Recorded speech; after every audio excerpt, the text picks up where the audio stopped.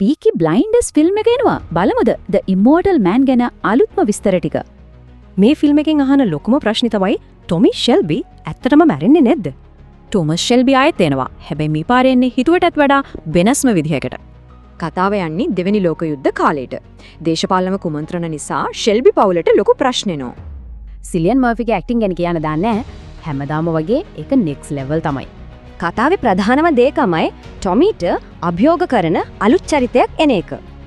ඉතින් එක පැත්තක ෂෙල්බි අනිත් පැත්ත ඩියුක්. මේ දෙන්නගේ ගෙට්ටුමේ තමයි කතාවේ හදවත. හැබැයි මේක නිකම්ම ගෑන්ග්ස්ටර් කතාවක් නෙමෙයි. ඊට වඩා ගොඩක් ගැඹුරුයි. මේක ටොමිගේ උරුමය, සමාවදීම සහ කැපකිරීම ගැන කතා කරන ගැඹුරු කතාවක්. කෙටියෙන් බැලුවොත් කතාවට 9 out of 10, රංගපෑමට 10 out of 10, එන්ඩින් එකත් හරිම හැඟීම්බරයි.